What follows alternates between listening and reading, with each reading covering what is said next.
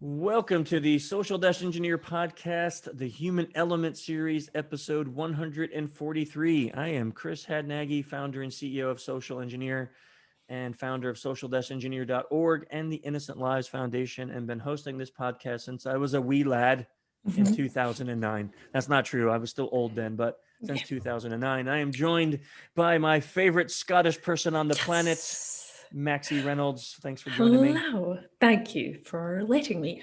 So I'm Maxie Reynolds. I am the technical team lead over at Social Engineer. I'm the resident attacker mindset expert.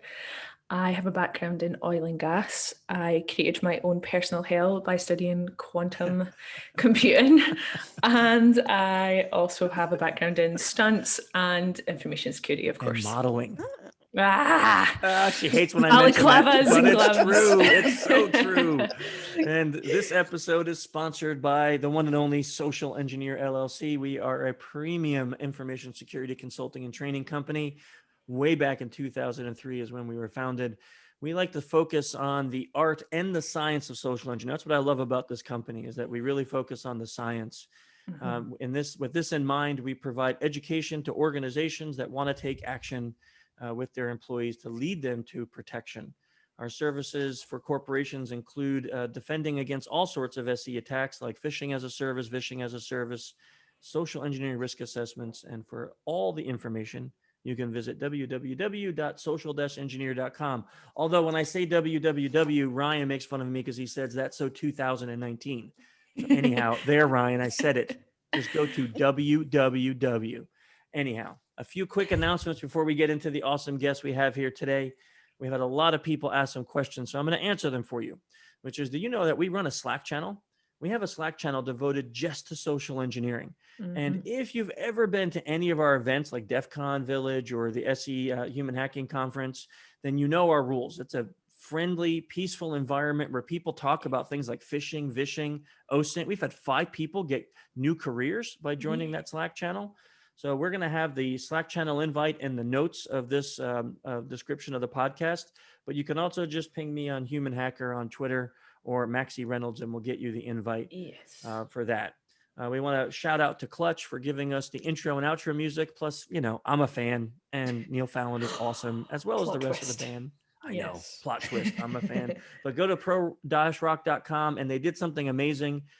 Clutch just added the ILF to their Spotify page. So if you go to the Clutch's Spotify page, the donations all go directly to the Innocent Lives Foundation, which is awesome that those 4 guys are that cool. And mentioning that, don't forget to visit innocentlivesfoundation.com. Forget the www because it's so long already. Our team there is working hard. We just completed our 317th case unmasking anonymous child predators by using OSINT and social engineering tactics. So your words that you spread around the internet and your donations help us. Now, with all of that out of the way, let's get to the exciting part for today. Maxie and I are joined by Dr. Ida Ngambeki, and she is an assistant professor of computer and information technology at Purdue University.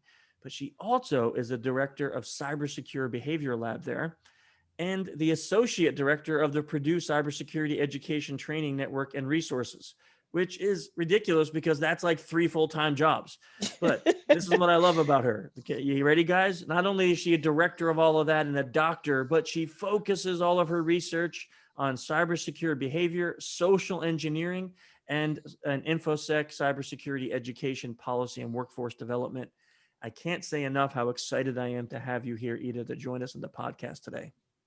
Well, thank you so much for having me. I'm a huge fan of your podcast, and at least I suggest strongly that my students listen to it. Well, thank you for that. So I'm really curious, first of all, just like the career, how did you decide, like at what point were you like, this is where I'm going to go with my life? Well, that was a little bit of a windy road. I actually started out in engineering. I'm a Smithy. I went to Smith College, which for those of you who aren't familiar with Smith, it is a small liberal arts, all women's college. And engineering was the only BS offered on campus. So I was doing a BS, but we also had a very solid grounding in liberal arts. So I spent a lot of time taking history and anthropology and so on. I was so interested in the history of science and the anthropology of science, and spent a lot of time doing that work. And in engineering, I was focusing on sort of hydrology. But I kept coming back to these questions of why we do engineering the way we do, why we conduct science the way that we do, and how we got to where we are. I think partly because I grew up in third world development. Both of my parents worked in third world development. My father in agriculture, my mother was in health. And so, I was part of that community, in, I guess, the 80s and 90s, where expatriates really dedicated to improving the world, who really believed in what they were doing, really believed they were going to change things. And so that was always, what I was going to do growing up. And so, I was thinking about these questions in engineering in terms of how do we get people to be better engineers? So since I was focused in hydrology when it came time for grad school, because both of my parents have higher degrees and it was sort of expected, it's expected of all of us. So I applied to a bunch of hydrology programs, right? So, do the engineering, water engineering. I was very interested in water. I loved dams, was my thing. Dams. But there was this one program, my advisor at the time, her name is Donna Riley. Funnily enough, she's actually now the head of the engineering education program at Purdue. At the time, she was a professor at Smith, and she was my advisor. And she mentioned to me that there was this brand new program. It was a year old. It had just started up at Purdue University in engineering education. And they were looking at how do you make better engineers? Like, how can we improve the education of our engineers so that they're better prepared? How do we, and they were doing all this interesting research on, how people learn engineering, how people view engineering in all its different forms. This was the time Olin College, the Olin engineering program had just been founded, and that was sort of an engineering laboratory where they're trying things. There were all these schools trying different things in engineering. So I was really interested in that.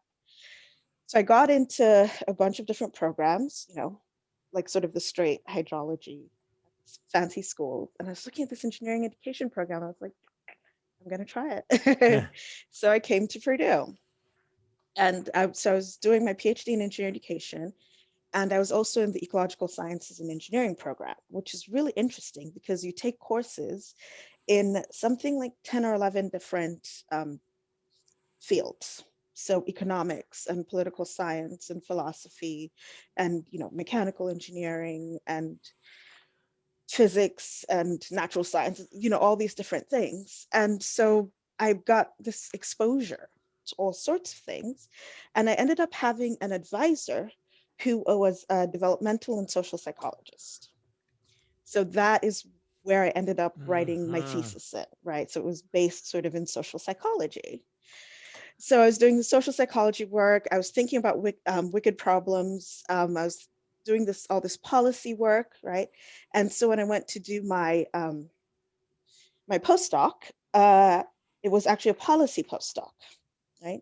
And we were talking about various forms of science policy, and that is how I ended up in cybersecurity. We were looking at cybersecurity policy, and we started talking about cybersecurity education. And I was like, oh, I have a background in STEM education, because engineering education is a huge part of that. And so, I started working on some cybersecurity education questions, and I was like, oh my God, this makes sense of all the different disparate things that I've done along the way. Somehow they all come together here. Yeah, that is a windy road, though. That is not a straight windy path. road. I've been through a whole bunch of different Seriously, wow. So when though in that path, like after you got into this, did you say, I'm going to look at social engineering as one of my areas that I want to understand? When I actually got hired as a cybersecurity professor. Okay. So I was teaching a class in cybersecurity policy. Well, information technology policy, a large focus in cybersecurity, but not exclusively cybersecurity. And I was doing research in cybersecurity education. And so I started thinking, we've tried to build our graduate classes, along the lines of our research wherever possible, and social engineering made sense there, right? So I learned That a was lot of it. skills. Yeah, that was sort of it. That is amazing. It's something that Maxie and I have been talking about a lot lately because this is the largest vector that we see in all attacks going on right now, and we need more people educating the next generation on it because we all got it, kind of by experience growing up in this industry, but you can't do that anymore. So we need people, educators, to take that and start teaching the next generation how to use this in their everyday life. So this is really an important topic. Right. And I have to say, it's a very popular class. I always have senior undergrads begging me to get in. It's technically a graduate class, but senior undergrads are allowed to take it. And they're always on, I always have a wait list. Now, this is just kind of a selfish question on my part, but how many people do you let in your class? Well, I started with 15. We're up to, last year I was up to 35, which is a lot. That's a lot It's, of people. it's a lot to manage because I try to get them to do an engagement as their term project. So we're back down to the semester I have 24. Yeah, okay. Which is still a lot. I think it's a lot, but that's way more manageable. Yeah. 30 plus is hard to, It's especially really when you're hard. giving them live things to do and you have to grade all of that and help them with all of that. Like, yes. And sorry, for Max, my class, I interrupted you, but wow. Yeah. You're for crazy. your class. I was going to say, for my class, I try to make sure that they're covered. So, I spend a lot of time talking to these companies and making sure they understand these are students and things are going to go wrong. And they come up, oh my God, they are so innovative. Some of the stuff, there've been some times I have been very surprised by what they've been able to do and been like, oh my God, if these were malicious actors, we would be so screwed. That's it though. That's the very sort of core of social engineering. It is innovative, but you never see the same attack twice. Yeah. So it's you can't possibly teach it all. You can't teach every facet. Which components of social engineering do you aim to teach? Because of course it's a very broad subject. Right, it's very broad. So I focus on foundations. Okay. I start with ethics, of course. I do the ethics and law. So what is some of the law that applies? Yeah. So they're covered. So I approach it as I'm training pen testers. And then, we have to think a lot about the ethics, and we talk about some of the times that social engineering has gone wrong, like pranks that have resulted in people being harmed or being arrested or in suicide in one case. I love that case, the coal fire case, what was it, 2-3 years ago? Yeah. Right, where those guys ended up in jail. And so, that is where I start. Like, this is a lot of fun, but you have to keep in mind, you are manipulating people, you are deceiving people, and you could have a very negative impact on their lives if you are not careful. Then after that, there are 3 parts to the class. The first part is the psychology. So I spend some time grounding them because my students tend to be really technical. These are information technology students.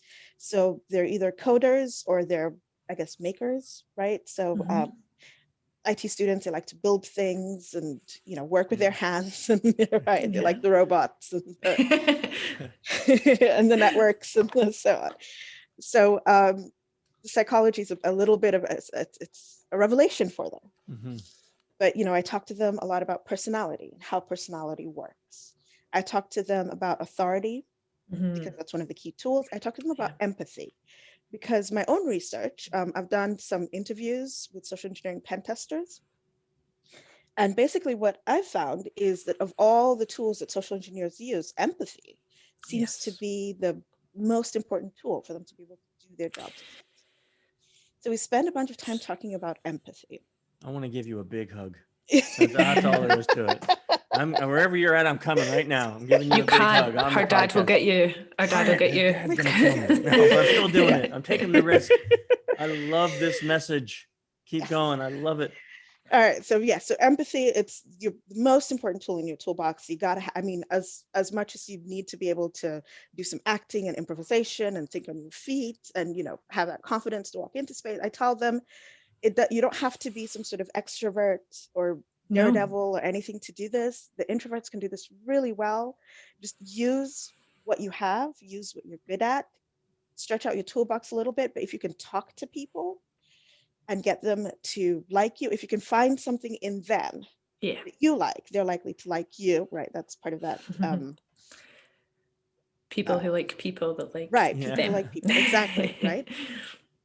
And so we spend some time on empathy and then persuasion, right? So we talk about Yeah. social influence and persuasion, and then we talk about nonverbal behavior. And this is the point where I usually have them do some role playing and so on, do a little bit of acting classes. Not an actor, but I've done some, Yeah. I've done a couple acting workshops in order to be able to do this. Then I talk to them a lot about the second part is the tools of social engineering. Mhm. So I spend a lot of time on OSINT. Yes. One. Mhm. I talk to them about planning and engagement. So how do you set up, what do you think about when you're, approaching a company, approaching an organization, even an individual, right? So one of the assignments for their class is they have to do what I call a recon report. So you do an OSINT deep dive into an Yep. individual with their permission, written permission, deep dive into an individual, and they get to practice those skills. Then let's see, so OSINT, we do some lock picking, planning and engagement. We talk about some Yes. of the legal stuff so Scope. that they have an idea of what that looks like. And then the third part is mitigation and prevention. So we talk about how do you conduct an audit? How do you do training? Like how do you create policy, right? So if somebody asks you to sit down and create policy, how do you approach that? What should it look like? And so on. And then they have assignments. They get to do some fishing. They get to do that recon report. Their term project is to do an engagement. Obviously not this semester because everything's locked down. Yeah. So they get, they have to write some security policy, right? So I have them make up a company and say, visitor policy. How do you know that somebody's who they say they are and they're allowed to be there? And, what should that policy look like? So yeah, they get to do a whole bunch of different things in this class. And then I focus a lot on adversarial thinking, right? So putting yourself in the mind of a malicious attacker. So I'm not going to tell you how to write a phishing email. I'm going to show you some examples. We're going to talk about why this works and why this doesn't work. You're going to draw on that psychology stuff we talked about earlier, right? What are the elements here that you see that are based on, those principles of persuasion, right? Is this person using authority? Is this person trying to scare you? What's going on, right? Now write me some phishing emails. Try them out on each other. What works? What doesn't work? Why does it work? Okay. How many weeks is this class? It is a semester-long class, so 16 weeks. Okay. So you do It's a full very 16. thorough. Yeah. Wow. You've described our job perfectly. Yeah. That's You great didn't to miss hear. a beat. It's unbelievable. I'm so impressed, Ida. Sorry. We would So love to impressed. come to that. We would also like to be on your wait list. You cover literally every part of our job. I can't currently think of something you missed out, but one of the most important things that you said, and I will round it up and tell me if I'm wrong on it, is that basically you show people how emotional intelligence affects both their ability as a social engineer and their ability to persuade as a social engineer. And that's something that's really difficult to teach. You can give the knowledge, you can show the data, but it does take quite a lot to be able to implement it. Right. It's very interesting field. What's interesting to me is we were literally just having this conversation, Maxie and I. Last night, yeah. Yeah, literally last night, and not even knowing that this was going to happen today. Yeah. Talking to you about the importance of empathy and emotional intelligence. Yeah. And how, like, doing this job without it, you may be great, but then what's the difference between you and a bad person, the malicious actor? Then because they have no empathy, they'll take your money when you're unemployed. They'll take your money when your mom's dying of cancer. They don't care. But if we're not supposed to be the bad guys. No, we're supposed to be the good guys, right? And so we need to be able to, because there's very little in terms of rules and structure to this. So you have to be able to figure out what's too far and what are I love to give my students this example.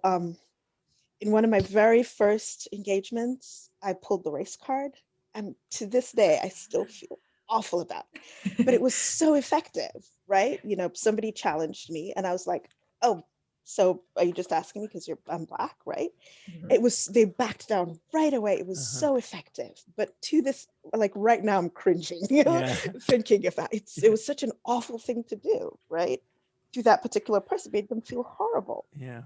So I'm like, there are a lot of things that you can do that would be really effective and could potentially, be a tool that a Yeah. malicious attacker would use.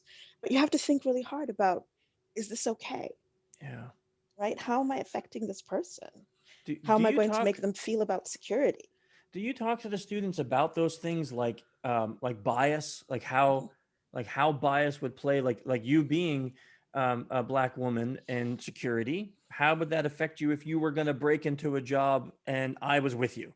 Right. So like Yes. us two going together to go break into a building as social engineers, and you have a tall white guy and a Black woman, how is Mhm. that bias going to affect our ability to accomplish a job? Do you talk to them about those things? Not in detail. It does come up in passing when Yeah. we do case studies and we talk about and when they're talking about planning their engagements. I talk to them about, okay, so you have this team and you have to play to your strengths, Yeah. right? So don't try to pretend to be something that you're not. First of all, for amateurs, it's very hard to control. You're sort of thinking at three different levels at the same time. You're thinking about what your pretext is. You're trying to impersonate somebody. You're trying to read the person in front of you. You're trying to remember what it is you're supposed to be doing. You're trying to remember all the information they're giving you. You're trying to project what you need to be doing next. It's a lot. Yeah. And it's very easy to lose control of, especially those nonverbals, right? So I tell them, try as much as possible to default to who you are, play to your strengths, right?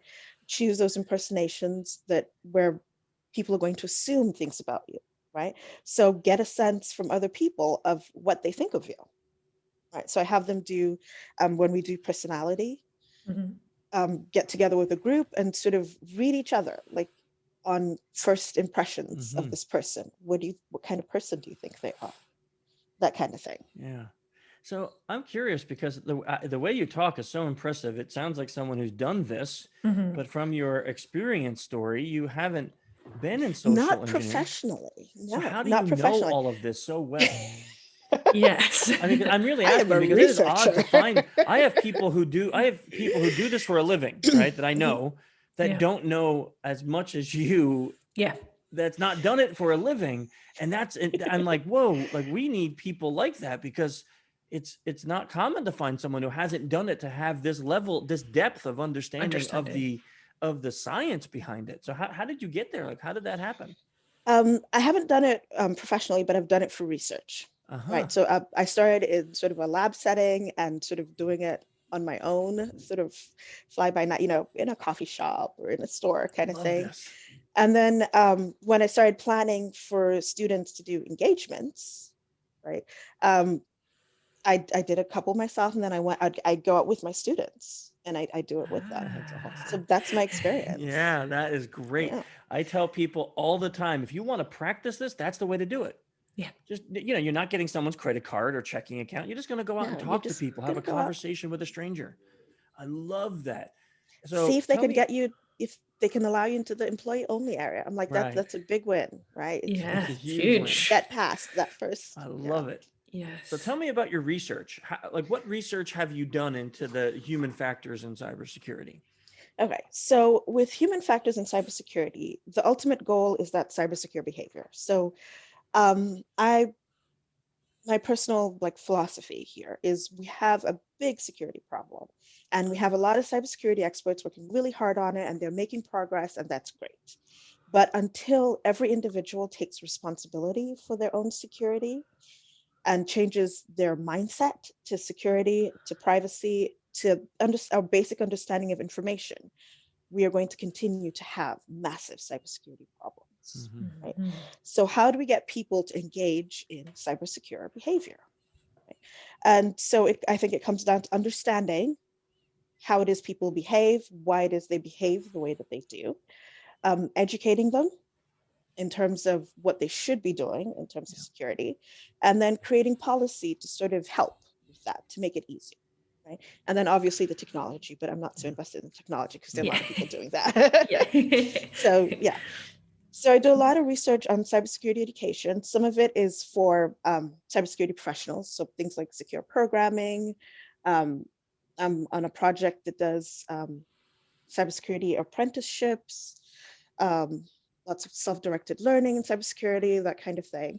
But we're also looking at, so for sort of the majority of the population, people who are not cybersecurity experts at all, what's the basic knowledge about cybersecurity, about privacy and cyber hygiene specifically, are the two big ones. And then there are other elements of cybersecurity behavior that have to do with impression management and sort of being safe online. Yeah. So how can we teach them sort of those basic skills, like basic computer literacy almost? Yeah. Right. So that's sort of the education piece of it. The cybersecurity behavior part of it is understanding what those elements of behavior are that make people behave the way they do, and how can we move that behavior? Like just awareness usually doesn't get people to actually change, right? I can tell you that phishing is a problem, but how do I actually get you to do something about it? Yeah. Right. Yeah. So part one is awareness. Part two is training. So if you do come up against a phishing email, you know what to do, right? And then part three is motivation, actually motivating you to change your behavior. So figuring out all of those three. And then the social engineering piece is sort of understanding from the malicious actors' point of view, which is sort of the hardest. I haven't quite cracked that. I can talk to social engineering pen testers and get it from their point of view, but the malicious attackers, not quite. But yeah. How much, because you talked about empathy as a social engineer, how much do you think empathy plays in that portion? So not in the attacker part, but in the education part, the cyber secure part, how much do you think empathy plays into that? Empathy plays a huge role in that, because very often as educators, it's very easy to say experts don't necessarily make good educators. And in my opinion, the difference is empathy, right? Yes. You can know a lot about something, but in order to be able to teach somebody or help somebody learn, you have to be able to stand in their shoes and remember they don't know what you know, or, you know, they may not feel comfortable. One of the variables I look at a lot is computer anxiety, which is about 60% of the population report having middle to high computer anxiety, like being worried if they do anything outside of their usual, you know, I can use sort of the Microsoft suite and I can use social media and I can shop online. If I try to do anything else, I'm not entirely sure what the computer is doing. And I'm scared I'm going to break something, right? Like, and so, you know, when people tell you things like, give me access to your computer and I'll fix it for you, right? You know, those scams that are, oh, just click on this link, I'll have access, and then I can fix it for you, kinds of things. There's so many things that you can fix yourself with just a tutorial. You can Google so much information and just follow instructions, you know, but a lot of people are afraid to try that because they're not quite sure what's going to happen. Yes. So I actually did a study once that was on, the basic question was, what's the dumbest thing you've done on a computer, right? Like the thing, like I did something and everything went haywire. And I got great stories, but the major finding from that one was that once that happened, people were so much more comfortable. They're like, oh, it went crazy. We fixed it. It's okay. It's not. Yeah, I'm not alone in the world. It's not a scary thing, right? It's a machine like any other machine. Once you've broken it and it gets fixed, you know how to fix it. Yeah. It's okay. And that gives you confidence to try stuff, right? And that gives you confidence that you can figure stuff out. And so I think empathy is really, returning to your question. That's okay. But yeah, so empathy is really, really important in educating people, because you have to be able to figure out what level they're at, right? So, you know, everybody's perfectly capable of learning. A lot of people have a lot more information than you think they do. In fact, most people have more information than they think they do, right? That's something you find a lot, right? They actually know a lot more. They just don't know that they know it. So being able to draw that out of them and give them confidence that they can do this, right? They can take control of this. It's not some big, I don't need a cybersecurity degree or some special training. I just need to understand some basic things and I can handle this. Mhm. Do I have some questions for you? Okay. So, okay, oh God, how to back up into this. So, do you cover the difference between intellectual empathy and sort of feeling empathy? Because there's a difference, and does it matter through this lens, through this security lens? Um, right. So, okay. So, yes, I cover the three aspects of empathy, right? That mental flexibility, Yeah. and then that ability to put yourself in the other person's shoes and actually feel, right? Yes. And then I talk about the difference between sympathy and empathy, right? Yes. Sympathy having that sort of condescension to it, Yeah. and empathy that is about sharing fellow feeling, and empathy that is about discomfort, right? So you see somebody do something and I don't know, you see somebody crying and you're embarrassed. It makes you uncomfortable. So you do Yes. something to help them in order to make them stop crying so you don't feel uncomfortable anymore, Yes. versus actually sharing that fellow feeling with them and remembering a time when you felt that way and Mhm. wanting to alleviate that. So more of the altruistic. Yes. Yeah. Okay. Um, with the group, the 60% of people who are somewhat anxious about computers, that computer anxiety, is there a contributing factor of age there? Do you find high correlation between age and those people? Yes, Yeah. age, definitely. So older people tend to express more computer anxiety. Yeah. Experience, obviously, those who Yeah. have more experience using computers. Mhm. I find gamers, for example, express very little computer anxiety for whatever reason. Gaming gets you to interact with the computer in different ways. I find That sex makes sense. differences. Yeah. Women Ah. tend to express much more anxiety than men do. And we've found that that's tied to education, as in the schooling system. So Mhm.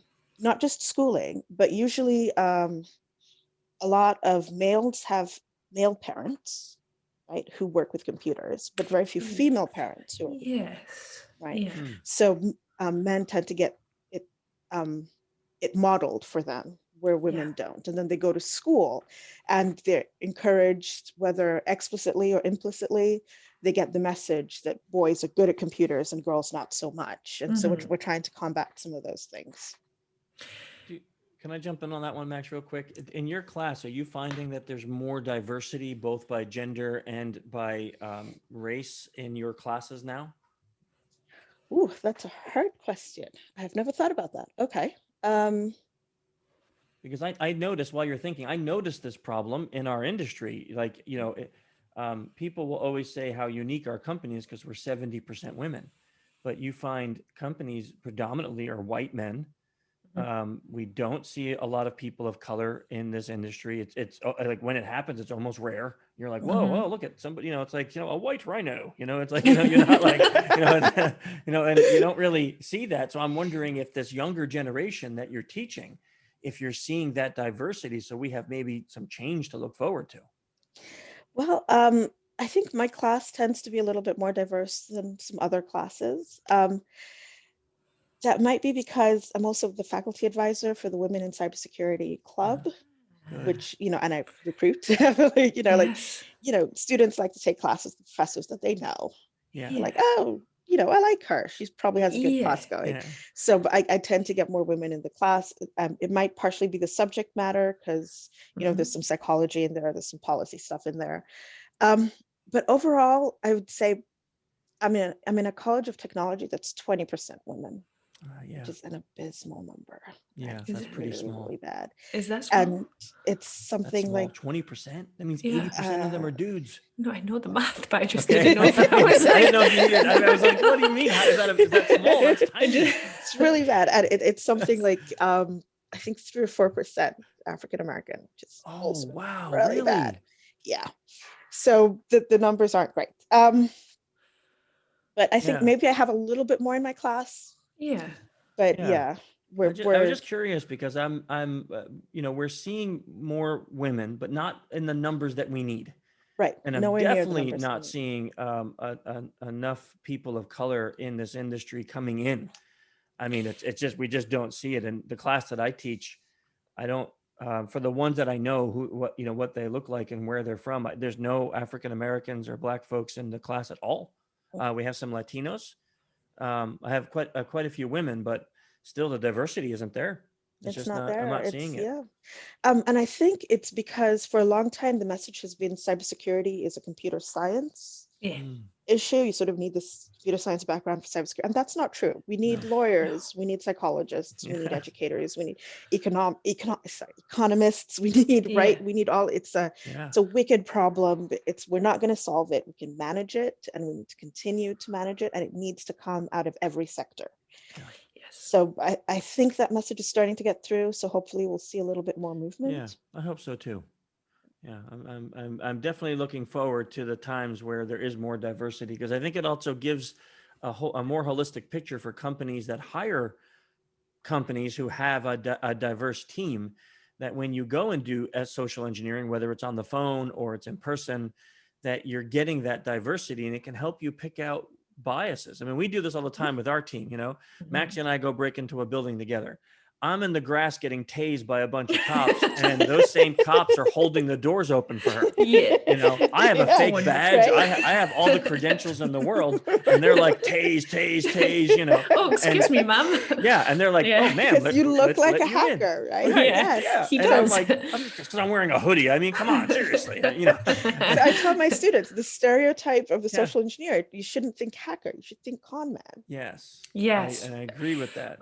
Our job is the intersection of con man and sort of corporate spy. That's the best I have. Yes, con man and spy. Yes, those are your archetypes. Yes. I don't really fit the James Bond model, so I'm more like Chris Farley, and then I'm getting tased while Mrs. Bond over here is sneaking in the front door, so it's like, teamwork. Yeah, well, I got the cops in my corner tasing me while she breaks in. It's a great team. Yeah, I love it. I love that part, Maxie. It's awesome. Well, you're the rodeo clown, right? Yeah. Because we all have our part to play, Max. Thanks. Mine is effective tasing. Let's add that to your class, Ida. Wait, do you really get tased? Yes. No, I've been arrested many times. I've gotten threatened with the taser a few times, and I've gotten arrested at gunpoint many times. Wow. That has happened. I mean, some of the jobs we get are like very armed places, so banks or government facilities. So we go in knowing that we're going to get arrested, like in the places, but we're still successful despite that at different times. But yeah, one job I was on, I got arrested 5 times in a week. Wow. So yeah. That's kind of cool. I mean, I've never had that experience because, I deal mostly with students, and I set these up for my students. So I usually tell the cops ahead of time that's smart. we're going to be doing, because, I have to protect my students. Yep. Yes. Yeah. Now, when we say arrested, I'm not talking like that coal fire experience, right? That was horrific. Right. Like detained. So, yeah, we're saying that Yes. they've handcuffed me, and then we pull out our get out of jail free letter, and we say, hey, we're supposed to be here sometimes. Okay, let's not tell that story. This is about Ida here. This is not about me being a bad boss, okay? This is about Ida. We're talking about Ida. No, I want to hear the story. Okay. So it's so terrible. I feel bad now, but I was with Ryan, my buddy, and I was backing into a parking spot, and before I can even park the car, this cop came over and ripped Ryan out of the car. They saw us on video camera the night before breaking in the place. They slammed him on the hood and they cuffed him. And this little tiny Latino woman has a gun pointed at me, and she's like, "Get out of the car." And I'm like, I put it back in drive, and I'm like, I'm gonna run. And Ryan's looking at me, and he's like, and I'm like, one of us has got to get out of here so we can break in later, right? We can't both get arrested. And he's like, and I'm like, and then she steps in front of the car. Now I'm like, okay, I can't run a human over. So I finally get out of the car. She slams me on the hood, and so hard. And she's 5'1". I'm 6'3", right? She slams me on the hood, and it's so hard that my sunglasses and my hat fly off. And before my face bounced off the hood, I was cuffed. And I said to her, whoa, I'm impressed. That's the fastest cuffing I've ever had. And she's like, you get cuffed all the time, don't you, scum? And I'm like, oh, I'm scum now. I'm like, I'm going to get shot here, right? So now they bring Ryan and I over to this grass. We're kneeling on the grass, handcuffed. They have their guns. And Ryan is like saying to me, pull the letter out, pull the letter. And I'm like, not yet. We can get out of this. And he's like, no. And I'm like, we're pest control people, ma'am. Look at the back of our car. We have pest control things. So they open the car and there's all these bug sprayers that we bought to be real. And they're like, we don't care what you say, scum. We know you're breaking in this place. And I tried for 20 minutes. And Ryan is just like, they are going to shoot us. Would you pull out the letter? And I'm like, we could do this.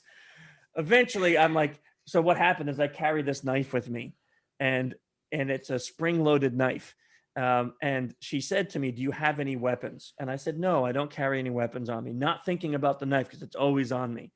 And she grabbed the knife. I have it here. She actually grabbed it. Where the heck is it? I was going to show you. Anyway, she grabbed the knife and she's pointing it at her face. She goes, what is this? And I'm like, oh man, please don't point it at your face. That's a spring-loaded knife. And she goes, you said no weapons, scum. And now I'm kicked to the ground. And I'm like, I'm so sorry. I didn't think of that as a weapon. She's like, it's a spring-loaded knife. And I'm like, we're going to get killed. I'm like, I have a letter in my pocket. So that happened. Okay. Wait, did she accept that letter? No. I mean, No. So what happened is she took the No. letter out and it has the name of our point of contact on it. And they read it and they go, we don't believe this. And by the way, here's how I know this is all on film. Our point of contact was hiding in the bushes filming the thing. I'm like, you didn't come out? We almost got shot. He's like, I wanted to see if you can get out of it. Like, this was amazing. So finally, when we're on the ground, face down, he runs out. He's like, hey guys, they're with me. It's okay. You did great. And I'm like, what were you waiting for? Like a bullet sound? Wait, you have no leg to stand on. Ryan gets to say, what were you waiting for? You're right. You're 100% right.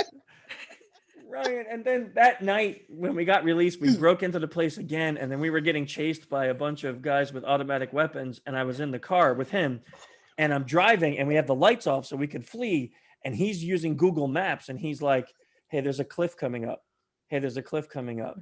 Hey, there's a cliff! And I slam on the brakes, and the front of our car just went over the edge of it, and I'm like, oh, there's a cliff. And he's like, for the love of God. And I just back up slowly, and we drove away. But okay, when I get arrested, they give me snacks. It's great. This is not about me, Maxie. This is supposed to be about Ida. Okay. Yes. At this point, it's about Ryan and what you Ryan. owe Poor him. Ryan, that poor boy. He's gonna love listening to PTSD. this episode. He's He's not. gonna love. He's gonna feel so validated. Like, yeah, you owe him like gifts. Oh, I At do. this Believe me, point. he got a raise right after that job, and then it was like, here's some stock in the company. Here's my firstborn. Whatever you want. Here's some whiskey. Like, take that. Whatever you like, you can have it. He was That's like, great. yeah. I love that. Yeah. No. We got some crazy stories like that Yes. from this career. But Yeah. to bring it back, because I'm going to do that now, Maxie, Please do. regardless of what Thank you say. very What much. I always love about from what you said that we've seen an application here is that when we come up with pretext, we always try to use something that allows us to apply empathy. So it's never like we hacked you and you have to give us this ransom money, or wow, this building is burning, or you've been breached by China. We never use things that are going to create this intense fear in our targets, because we want to work with them to educate them. And it's really hard to educate someone that you just like punched in the throat. Right. Yes. Right. So we Yeah. always try to employ that. So to hear that there's actual research being done in this area is kind of beautiful for us, that it'll be backed up by science. Oh yeah. So one of the last classes I teach is a de-escalation class, because like you have to go in Wonderful. and do a debrief, right? And this is Yeah. part of when we do human subjects research. If you're ever using deception or manipulation, afterwards you have to get you have to do a debrief and get consent again, right? So I use sort of the same principle, right? And then I remind my students, the point of all of this is better security. Yeah. If you're scaring them, if you're embarrassing them, right, you're putting up a wall between them and security. You're making them feel like security is either scary or giving them this negative connotation, right? Yeah. This negative association. Yeah. You do not want to do that. So I love it. I'd say Yeah. don't name and shame unless, it's something like really egregious. Yes, we do that. So don't name people, say Yeah. this happened or that happened. When you're, collecting your evidence or whatever, make sure you're not showing people's faces wherever possible. And make sure you point out to them, anybody can fall victim to Yeah. social engineering. Yes. Take that adversarial thinking approach and, point out to them, all right, so if you were in the position of a malicious attacker, so that gives them some of that control back, how would you approach this, right? How would you break in? It's And then great they advice. start thinking about it and take that mindset to it. And make sure you point out that even if you have we can sit down today and come up with all the policies in the world. I can take that policy manual away with me and come up with something new. That's the beauty of social engineering. So anybody can fall victim to it. I have fallen victim to it. I mean, I literally research and teach the stuff. I have fallen victim Me to too. it. And Me make sure too. you emphasize Same. that, right? Yep. Yeah. So I've been that fished empathy. before successfully. I've fallen for it. And I tell that story to my clients all the time because we have the same methodology here. I love it. Ida, this has been a truly fascinating conversation. Yeah. It I has. This has love been meeting fun. people. Oh, it's great. We have a couple closing questions. So in this industry or in your life, forget about the industry, just as you came from where you were to where you are now, do you have any, maybe one or two mentors, people that you would just say, these are the people I looked up to, they helped me, whether they know it or not, they really helped you get to where you are today? Well, I've had a lot of great mentors over the years, but sort of three of them really stand out. This is my advisors. I got lucky with advisors. My undergrad advisor, as I mentioned, Donna Riley. My graduate advisor, her name was Dimitra Evangelou, and she was that developmental and social psychologist who sort What of was her name introduced again? me. Dimitra Evangelou. So she did a lot of research on introducing engineering to little children. So she did pre-K to about third grade. So we have all this data that shows that somewhere between third and sixth grade is when students decide that they can go into the sciences or not, or math and engineering, right? So that happens somewhere in there. So if you get to them before third grade, you can give them that confidence that they can do it, right? So that was her research, which was so cool for me. And then my postdoc advisor, her name is Melissa Dark. She's wonderful. She actually has her own company now where she does cybersecurity education for K-12. So those have been like three of my biggest influence, but there's so many others. My current mentor, Alejandra Magana, she's the most productive person that I know. She's a distinguished professor in my department. I could name so many other mentors.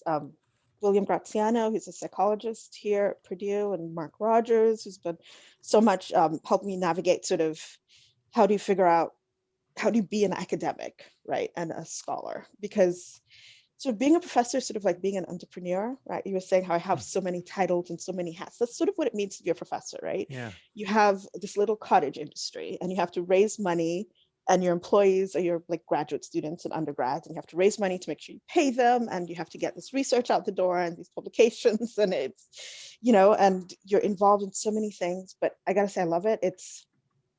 I can't think of any other career that allows the flexibility that being a professor does, because you get to work with government, you get to work with industry, you get to pursue any question that takes you. I mean, if you listen to the road I took to get here, I was following interesting questions. That's what I was doing, right? That wasn't I a road. found That was something like a beautiful. weird, like, I don't even know what that was. That Upward vortex. that was a little bit of vortex. it. Yeah, that wasn't a. Right. So I was just following the questions. Yes. Yeah, I love it. Something. Such is life. So, Ida, our listeners have always been avid readers, and we don't care what the theme of the book is. We really don't, right? We don't care if it's about the topic we talked about or not. But has there been any books that you just would recommend? It's like, you got to go read this. I love this. Well, my favorite author is Terry Pratchett. Oh, yes. Sorry. I always love to meet a Terry Pratchett fan. I love him. But, I'm in a whole bunch of different book clubs, and, one of them is doing books that are movies. Yeah. Right. So we get to read the book and then watch the movie. Another one we're doing all African and Latin American women authors. Love which it. is really interesting. I mean, I grew up in sub-Saharan Africa, and I found I could only name like 2 female African authors, and I was like, that's kind of sad. I mean, I could name a whole bunch of men, Yeah. But I was like, that's really sad. So, I was talking about that with one of my book clubs, and we're like, let's do it. So Oh. that's what we're doing. So right now we're reading something called The Secret Lives of Baba Segi's Wives. And it's set in Nigeria, and it's written from, it's this man, if he's in a polygamous marriage with all these women, and it's written from their perspective, like just their everyday lives and how they're navigating that. And my other book club, we read all kinds of things. It's a little bit more highbrow. Okay. Very cool. I'm just writing some of that down because we put those in the show notes. That's awesome. So Yeah. anything by Terry Pratchett. Anything by Terry Pratchett. Discworld. And Neil Gaiman, of course, because they're, we kind of can't think of one without the other. Yeah. And then The Secret Lives of Baba Sagnis's Wives. Okay. Baba Segi. Baba Segi. That just happens to be, so I'm reading that right now. I'm literally looking at my pile. I'm reading the 10th Muse. I just finished Code Girls, which happens to be relevant to the topic. Yeah. How long does it take you to finish a book on average? On average, fiction usually takes me, a few hours. Nonfiction usually takes me a little bit longer. What? I did a few hours. What? Did you just say hours? Like okay, normal this is over. Earth We're hours? done. Yeah, Podcast just cut over. off. I'm shutting it We've down. been out, Sean. A few hours. Leave. Like I can read a couple pages in a few hours. Like, what are you, a machine? A couple hours, few hours. Right? I'm sorry. Oh, a few hours. That makes me feel much better because I'd have a chapter done. Well, the thing is, once I start, I have to finish, right? So it probably takes you the same amount of time. It's just over several days. Wow. Whereas I have to do it in one sitting. Oh, okay. Yeah. That doesn't make us feel better at all. No, yeah. Still pretty sucky, but that's okay. Yeah. So, well done. Our listeners are going to want to reach out and talk to you, just find out about you. What's the best way for them to get a hold of you? So, my lab's website is cybersecurelab.com. Cybersecurelab.com. Okay, putting that in the show notes. Mm-hmm. And I have a profile page on the Purdue site, so you can always reach me through that as well. Perfect. I know this is going to be of interest to people. Our company gets asked all the time, like if I wanted to go to college, where can I go to learn about social engineering? Absolutely. So this is all the time. I can't tell you how many emails a week we get from young men and women asking for advice. And through the Purdue Center, so one of those many titles. So that the center is we do all the sort of non-academic education. Right. So one of the things that we do is we offer short courses, and one of them is a 3-week course in social engineering. So they can take a 3-week course in social engineering with me. They're not going to get that, intensive, immersive experience. Maybe a little flavor of it and know if they want to do it. Ida, I can't wait for this one to get released and everyone to hear it. You have been not only just a blast and fun, but you've been fascinating and interesting. I hope we can stay in touch and talk more because you really are just, this is awesome. So thank you so much for coming on the show. Thank you. I must say, it's been so nice to meet you because I do use your books as reference materials in my classes. So it's always I'm going to tell you a secret that Maxie's going to hate. You ready for this? And everyone listening is going to, I'm about to say something awesome about you. Oh. Okay, so this is going to help you, Ida. In June of this year, Maxie's book is being released, and it's all about attacker mindset. Nice. I will send it to you. And we will get you one because I was thinking about it when you were talking. So was I. This is Maxie's expertise in the company, and she's writing a book with Wiley right now, and it's going to be awesome, all about how to get in that attacker mindset, but while applying the code of ethics that we have as social engineers. So look forward in June, but we'll get you one, Ida. I would love your input. I'm putting that on my list right now. But I suppose it'll take her a half an hour to read it, so you'll get feedback pretty quick. She'll just do this and it will be done, so whatever. She just I take it back. It takes me days and days to Yeah, read yeah. them. No, makes you it- can't that's take it back. better, The that knife is in the works. heart. Okay, my horse is dead. Okay, you can't take it back. It makes me feel a lot better that you are teaching the next generation Yeah. of us. Oh, I thank you. really like. I truly mean that. It feels like a weight off. I thought Chris was the only one doing that, and he doesn't take me to his No. class. There You aren't. don't come. There's maybe less than a handful of courses out there in social engineering, Yeah, but I think it's going to be a growing I hope so. I agree. I hope so. I love it. And we just need people like you taking it seriously. Thank you so much Yeah. for everything. I Well, appreciate it. thank you. It's nice to meet you. Thank you. As very always, you much. can follow Maxie on Twitter at Maxie Reynolds. You can Yeah. follow myself at Human Hacker or our company at SOC Engineer Inc. This has been episode 143 of the Human Element series of Social Engineer Podcast. Next month, oh, gun hands, there we are.